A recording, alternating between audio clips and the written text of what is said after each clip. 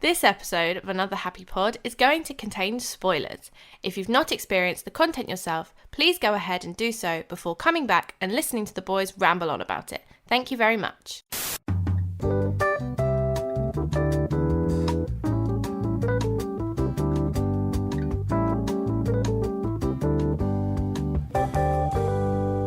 Hello, and welcome back to another another happy podcast. Once again, I'd just like to stress that it is late because of Lawrence. And not only is it late, Lawrence was also late to the late recording.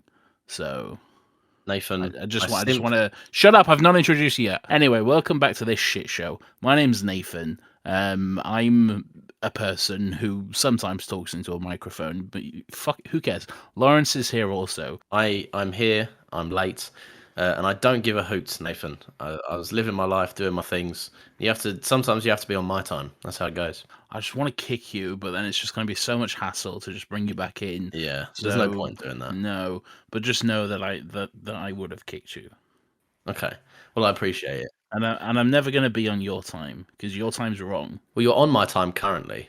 I'm not. I'm on my own time. Well, by being here and honouring me still being late, you're technically on my time. Well, I'll leave then. No, stay, Nathan. No, I don't like that. No, you've pissed me off now. I don't like that. Take it back. All right, I take it back. I'm very sorry. We're on your time, which is why we're recording it at the time that I have arrived for. But that's absolutely fine. We're extremely high energy tonight. Yes, clearly. This is what happens when you fucking record a podcast after you've just had a risotto or whatever you had. I had a sausage pasta, if you must know. Well, that's basically the same thing, isn't it? It may as well be, yeah. What have you had for dinner? Have you had any nice dinner, Nathan? I've not had any dinner yet. No, I went to the shop. I got myself some little Friday night treats, but I've not had any dinner as Go on, of yet. what's in your bag of treats? I got a pack of Frankenfurters because I like Frankenfurters. They're £1. They're great value. A Friday night treat. You've got... What's wrong? I was expecting you I picked up some Doritos, maybe like something to snack on while watching a movie on a Friday night, kicking your feet up, and you've got a pack of Frankenfurters.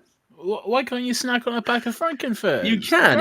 It was just far from what I was picturing you saying. Oh well. No, listen. Here. I enjoy a Frankenfurter. That's fine. I have one now on the pod. Go on.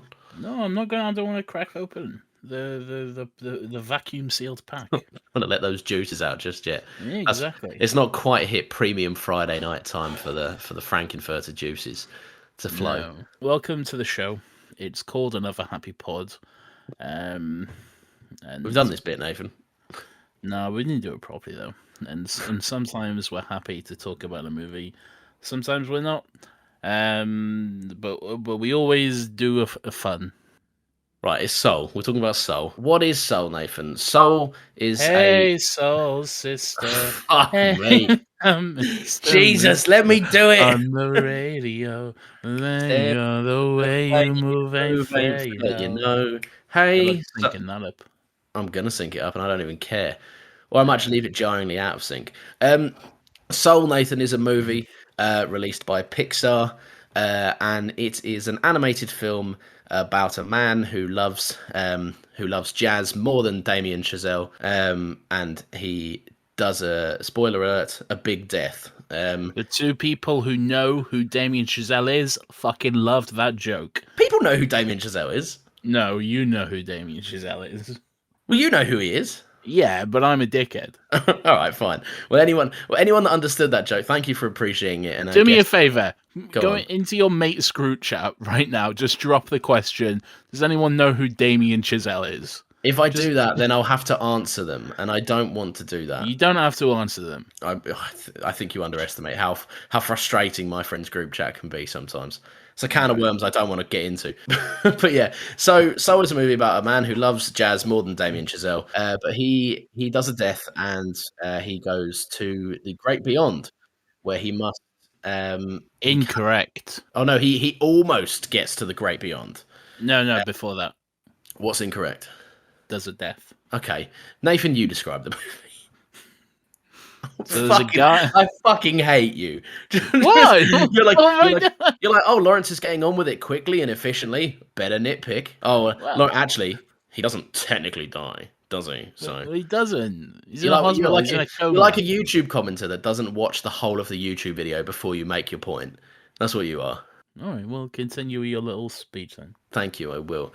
And then he goes to the great beyond, or almost goes to the great beyond. He goes to this kind of middle limbo place, or the great underneath, I think they call it, where souls are assigned like personalities or people or something. Basically, souls have to find a spark before they can go to Earth, and it's a whole shenanigan about how he encounters a soul who's reluctant to start a journey on Earth, and he's desperately trying to get back to Earth because his life was just about to turn around. His mundane life was just about to kind of kick off, and he was robbed of that chance because he was carelessly walking through the streets and almost died.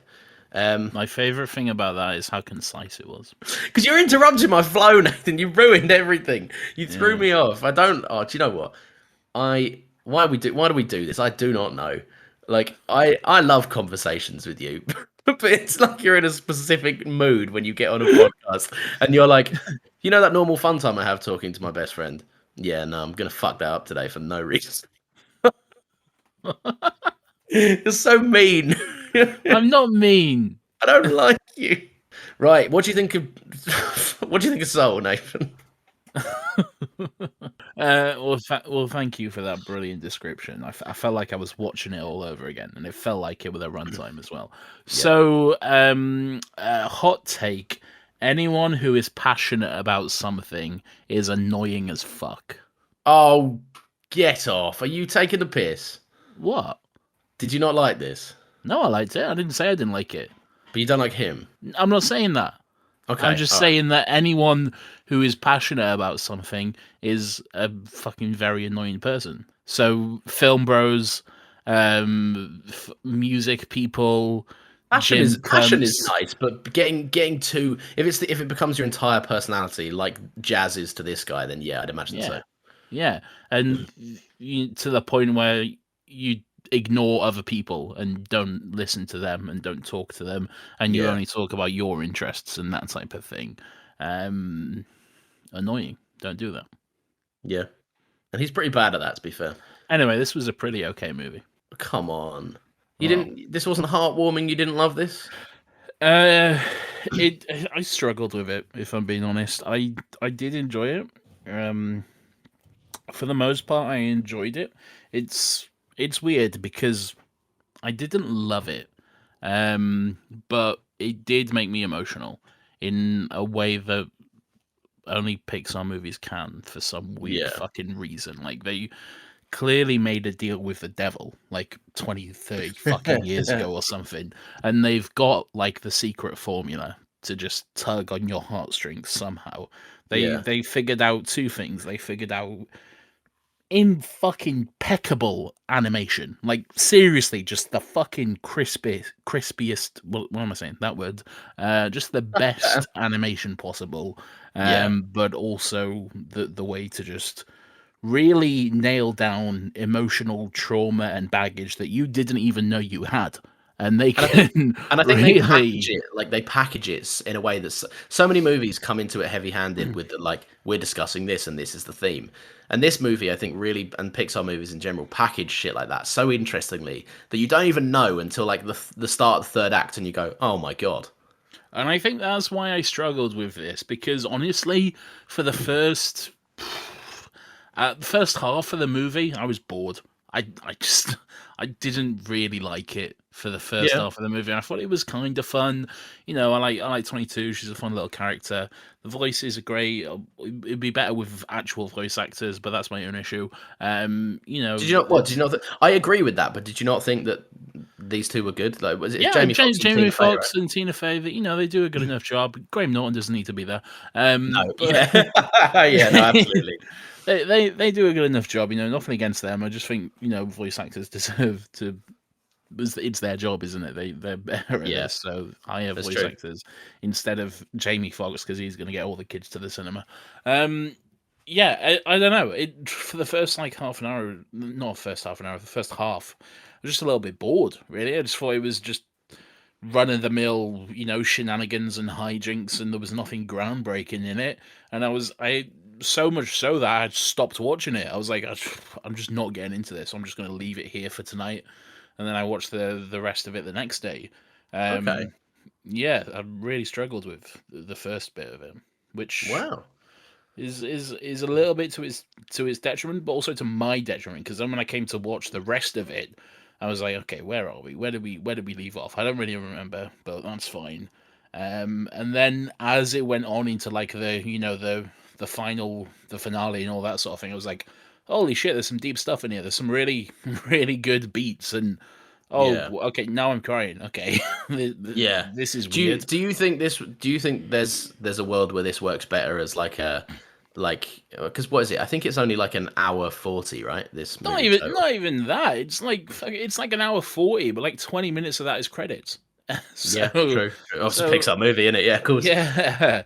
Um, So it's like less than an hour and a half probably. So it's do pretty you think there's crazy. like an hour version of this that works better then? No, no, I don't. I think as much as I didn't necessarily enjoy the first half, I still think you need it Yeah. because I think that that the reason I think the payoff works is because so something I struggled with is like the when the whole premise and setup is happening and this Jamie Foxx is in like the soul world or whatever it's called.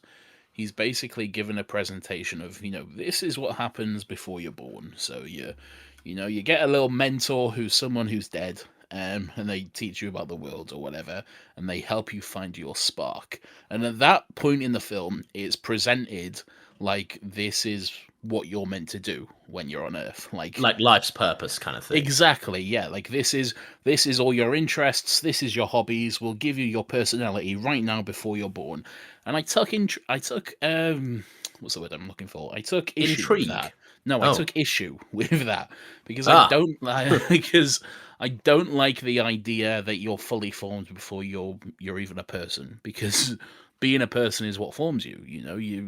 Your interests aren't formed. They're not predestined. No one's predestined to do anything. Okay, Yeah. that's not how life works. It's experience and traumatic events and untraumatic events and the friends you meet and the things that happen to you. They all form who you are as a person.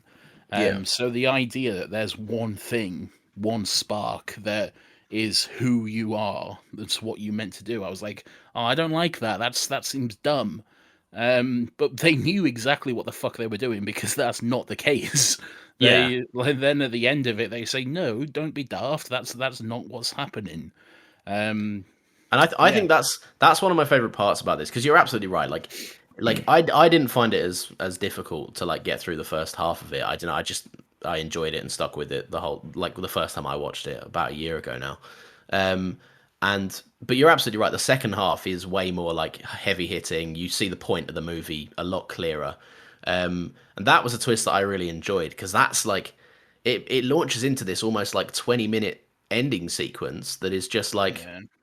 this basically just a deconstruction of the entire theme of the movie, which is really emotional and hard hitting. But yeah, no, that was one of my favorite things about it. But you didn't like did you not like the mislead, or did you just think it could have been done better? Or No, I think the mislead is necessary. I think because I think it works better with the mislead. but then maybe Um, keep you there for too long, kind of thing. yeah, I just no, maybe not even that. I don't know what it was. It was just the shenanigans, the cat, and all this sort of stuff. It was all just a bit. I see. I think Pixar kind of kneecap themselves sometimes because you're absolutely right. That is the weaker that they're the weaker parts of the movie. Um, Yeah. but they're there for kids, aren't they? Like they're Well, there for a yeah, and funny then, cat and joke in that's the trailer. Yeah. That's right, absolutely, yeah. And at the end of the day, this is a fucking kids movie, so of course it's fucking ridiculous for me, a 27-year-old man, to be like, "Oh, I don't like it." This wasn't for me. What the Yeah, fuck? oh, well, it's very fucking stupid. Yeah. Um, And me, a man in my early 20s as well. you fuck off with that shit. You're not in your early 20s. Maybe not, Dave. Yeah, so I don't know. I don't know. Yeah, it's just something I personally struggled with, but I can see why it's liked and popular and that sort of thing. One of my favorite things about this, like because we've done a bit of story and a bit of kind of theme and stuff like that. One thing that I love in this, and I think you'll probably have loved it too, the animation, obviously, Pixar nails it every time. You've got the Pixar characters, like the weird face shapes for like different kind of people, like unusually large noses, and Yeah, um big and eyes, and if and there's a mum, they've got a dump truck ass. give that Um, mum a dump truck. yeah, of course. But this kind of taps into where they go into a more like, I mean, not supernatural, but like a more like clinical and kind of different approach, because a lot of the characters in this aren't human, Yes. and they're not like animal. They're not the stuff you typically see animated by Pixar movies.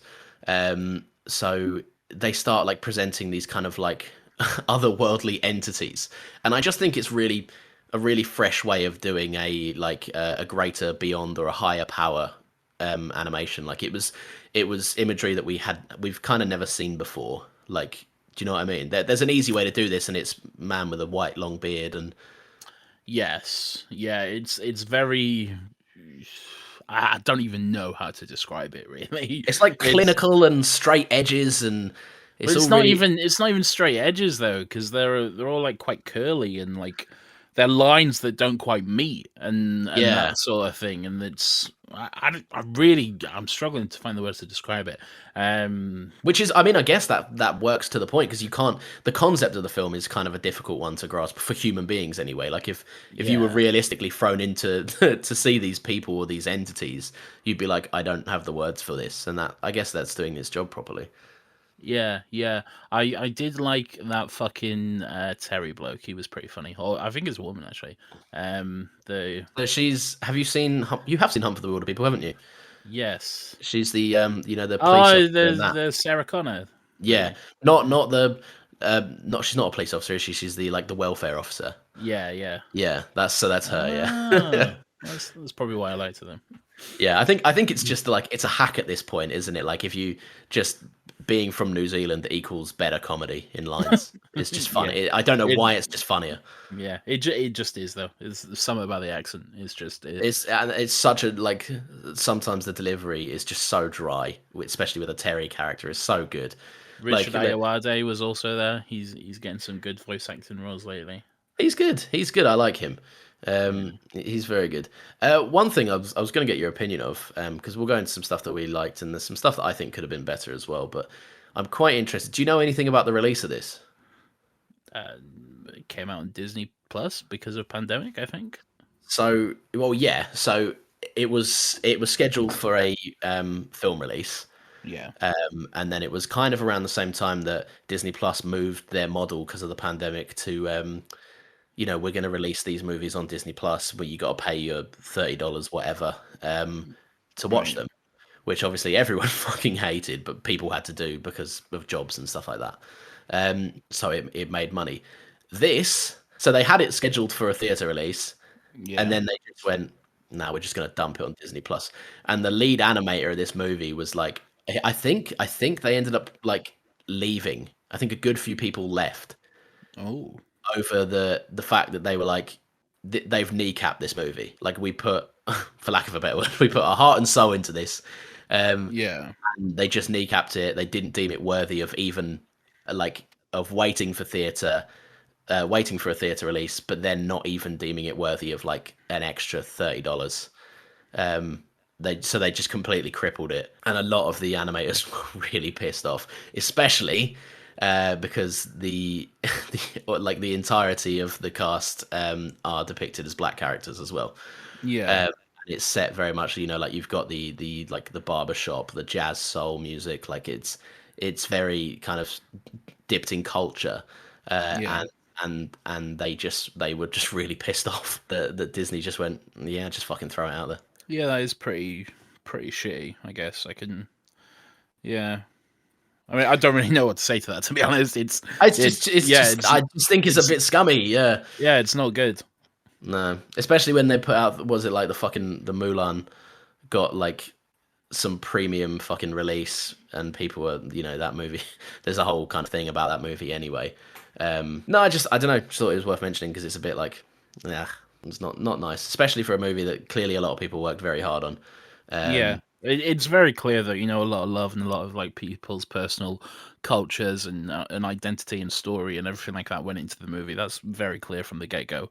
Yeah. So yeah, it's definitely understandable why people would be upset that it seems like it's being tossed aside or whatever. Which I don't think is necessarily the case. I just think Disney are just sometimes they're a bit blind to that. They're just like, oh fucking get out, just show it, Well, whatever. I think I mean, because Disney are what, like such a stupid percentage of entertainment in the US Yes. at the minute. I think they've just got so much on their hands that they're like the big hitters. They're just like, fucking, I don't care, release it. Like, Yeah. I hate to think that this movie, the fate of this movie was probably decided very nonchalantly and was just like, oh, just throw it out. Yeah. Like, which is a shame, and they're focusing on the the big hitters like Mulan, uh, which yeah.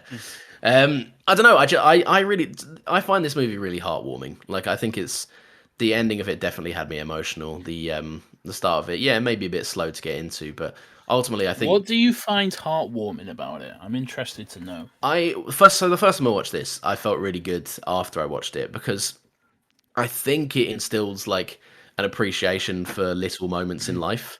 Yeah. And especially when it came out. Like I think watching this at home in the midst of being locked inside your house, um, I think that was good timing to have watched it in, and I think it's a Okay. good like it wouldn't have worked as well or wouldn't have hit me as hard if I didn't watch it in the environment I did. Just because the whole moral of the movie is just live life and enjoy it and stop being so focused on your purpose and your goals and your aims and where you're meant to be and start focusing on where you are and what you can enjoy from that. Yeah. Like especially because they do that with like the stupid little moments of like trying pizza for the first time and like just little silly things. But yeah, no, I just felt like that was a really refreshing take. And obviously Pixar movies have, like you say, they've got the deal with the devil, the secret sauce that just they know how to like they know the right places to put their music. They know the right places to like leave on a pause or leave a moment to let you process a line or something. I don't know. Yeah. This the whole ending of this to me, I just was like, this is really I like this. I think it's a great little message and a great little piece of art. I, I don't know if heartwarming is the way I would describe it. Really, it definitely, like I say, it struck an emotional chord with me, especially in the latter half. And it did have me, getting quite emotional and even crying at certain scenes in the movie. Um, I, I don't think it hit me quite as hard as in not Inside Out. Is it Inside Out? Yeah, Inside Out, yeah. That's my favorite Pixar movie because like when I saw that, I actually took my little sister to the cinema to see that, and she she was like 7 or something at the time, and she was like, "Yeah, it was funny." And I was there like, "Oh my fucking god!" Like, like that movie broke me. Yeah. I just that's like no movie is no movie no Pixar movies affected me like that much. To this day, that's my favorite. Yeah, this one didn't quite have the same effect. Like I said, it definitely struck an emotional chord. There were moments where I was like, "Oh, that's interesting." And then there were other moments like, "Oh, okay, didn't realize I had that emotional baggage." And then there was like other things going on and everything. So yeah, but I don't like. I didn't finish the film, and I was like, "Oh, I feel good." I was like, I feel strange." Yeah. Okay, I maybe need to process some things. I don't know. I don't know. But I can see where you're coming from. Like, yeah, I think second time watching this, I was prepared for it, and I don't know. I'm trying to think back to how I felt the first time I watched it a year ago, and I think it was just like I felt inspired almost to like just appreciate little things. play the But again, piano. I sorry, Play the piano. yeah, just play the piano, just straight up jazz. No, but I do think that's a product of going bored out of my mind in lockdown. Yeah. And I wasn't able to like go out and socialize much. Do you know what I mean? So I think, but maybe that had a part to play in it. I don't know. Yeah, maybe. Maybe indeed. Um, did you like the cutaway of the cat dying, going on the escalator to the great beyond? I did. Yes. I watched that moment and I went, Nathan's gonna love that. That did make me laugh a lot. It's just I think it's the music, the dom every time it cuts to that.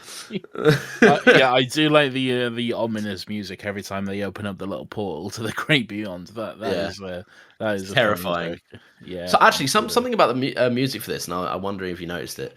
So I read on like a piece of trivia Oh yeah. that I didn't notice it on on the first viewing of it, and I went back after I'd read the trivia and listened to it again, and it is quite nice to hear once, but it is it's tricky to spot. Right. So I take it with a pinch of salt. I don't know if it's like something that someone heard and then went, oh, there's a bit, something in that. Okay. So basically, apparently, there's an element of this score that's like weaved in with some of the dialogue when they're in the kind of the spiritual places, like the great beyond or the great underneath or whatever the fuck it is, Yeah. where like the score will marry up with the lines of dialogue, and so like there's a moment where Rich Diode's character says something and it's got quite like a almost like a an echo on it that's echoed with the notes in the score. Which if that's there, I think I heard it, but I Oh. could have been listening for it and just going, yeah, oh yeah, I recognise that now. Um, Oh. but if that's Yeah. there, then that's incredible attention to detail. Yeah, I can't say I noticed that at all. I mean the score was good. Yeah, you know, not crazy about jazz, but it was some good saucy little riffs. Is Saucy little riffs indeed. saucy little riffs that the cool cats are playing, or however jazz people speak. I did like that. What one thing I did notice, which was just a fun little scene, not even a scene, just a fun little Easter egg, I guess. 22 is obviously a character who's she's had a lot of mentors, a lot of people in the great underworld or whatever the fuck it's called who try to find her spark and find to try to help her become a person or whatever, and they all failed. And there's one moment where she's walking through her little like box or whatever it is, and she's got like a wall of all the name badges of who mentored her. Oh yeah. I paused at that and I just had a little look through and see who was there. So Jack Kirby is one of them, who's a big head at Marvel. He did a lot of work on like cosmic Marvel stuff, Thor, and all that kind of stuff. Pablo Picasso, Johnny Cash, Vincent van Gogh, George Orwell. I just like the idea of all these people from history just trying and failing to teach 22 stuff. Because I did like her. She was a fun little character.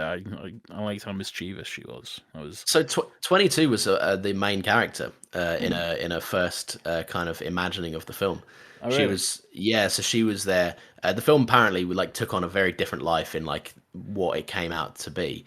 Um, Yeah. but yeah, Tina Fey was pitched a version of this movie where she was the main character. She had a lot more dialogue, um, and more kind of introspective moments. A lot of the moments and realizations were given to Joe, or Jamie Foxx as a character, were hers to begin with. Oh, okay. Um, but they needed a kind of audience surrogate to tell 22 about the little pleasures of Earth, like the little, because obviously she's going to get down there and go, what the fuck's a pizza? Or she'll get a spark and then be a baby, and you can't really have that as the main character. Um, so they wrote in Joe, and then it took on a different life of its own, and they went, fuck, these two characters work really nicely.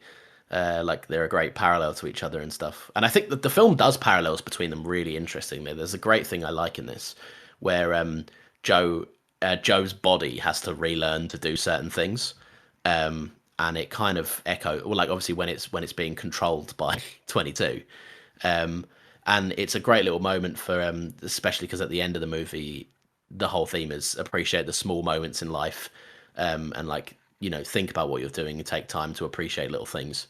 And I don't know, I think that's echoed nicely in the fact that small things like pressing a button on a lift took like a minute of screen time and dialogue.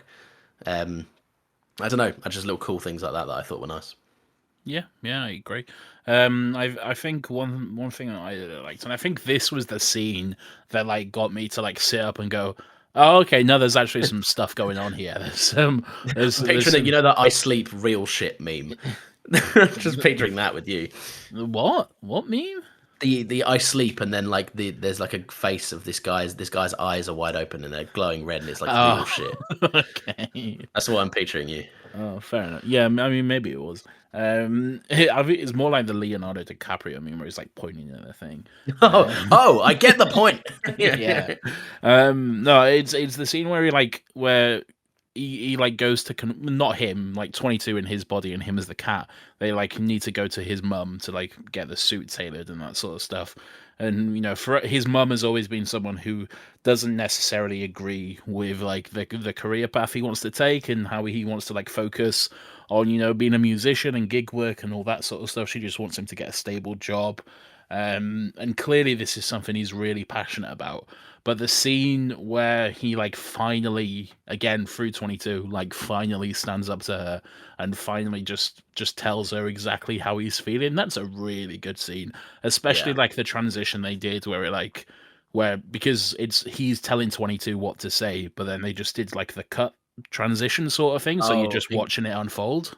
it goes round the head and then he's like Yeah. just in his own body talking as per. Yeah. Yeah, it was really well done, and that whole scene. There's some, like I said, that's the moment where I was like, oh, okay, Yeah. yeah. There's some weight to this. There's some That, good that stuff is going where on that here. is where it kicks off as well. Like that is the first kind of moment you go, oh, this is more than cat jokes and haha. Yeah, yeah, Um, definitely.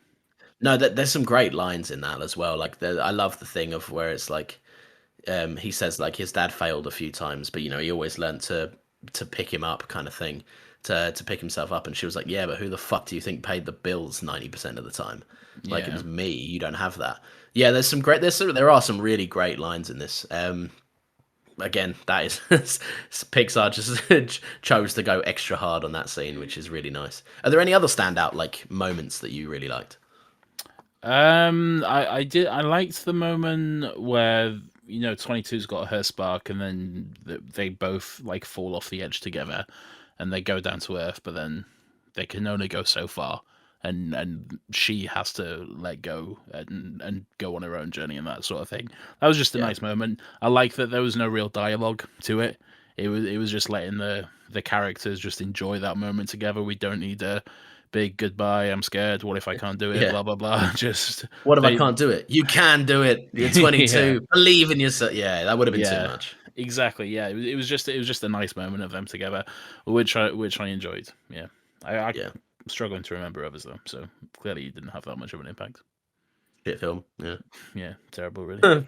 They were right to just throw it out on Disney Plus. No one cares. Yeah, Um, but yeah, I'm happy to wrap it up there. It's a short episode, but there is, I think, I don't know. I like this film. There's a lot to it, but like yeah, the themes of it are pretty simple once they get there, and I just think it does it quite efficiently. yeah. Overall, I like this film. It's definitely not my favorite Pixar film. Like I say, there's other hard hitters, which have got you know um struck a chord with me more. But it's by no means, Cars 2 or whatever. it's Yeah, it's a good movie. So there are Pixar movies.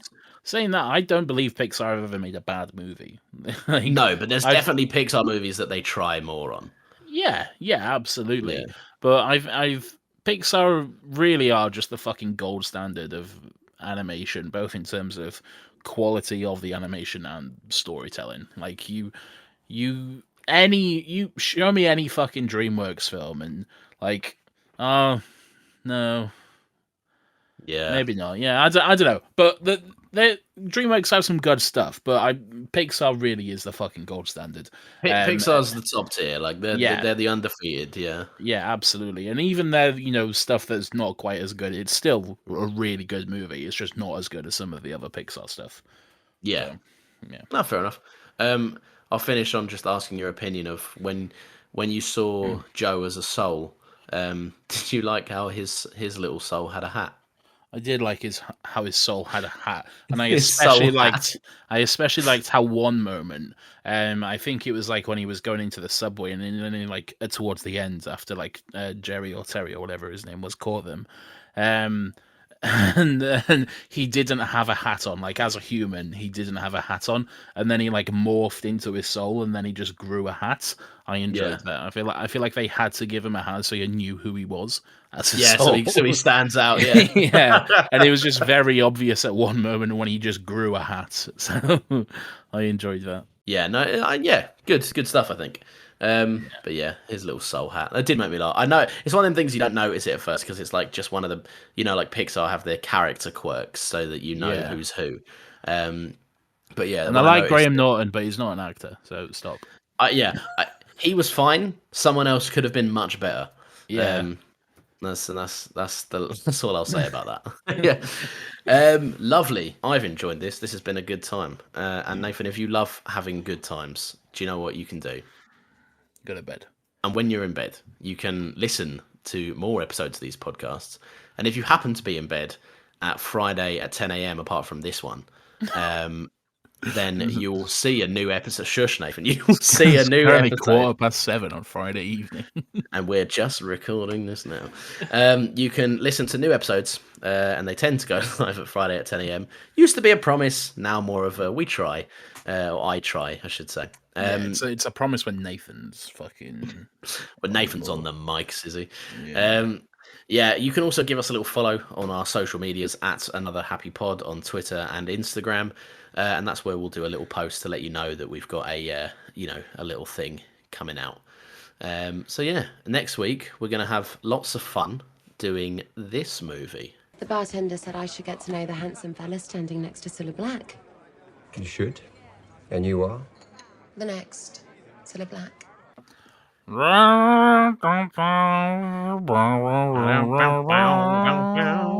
Hey, look at me, I'm Matt Smith, I'm doing a little dance. Hey, look at me, I'm Anya Taylor-Joy. Now I'm this other girl whose name I don't know. Hey, it's a bloody movie. Maybe I'll have that as the clip. people can just guess.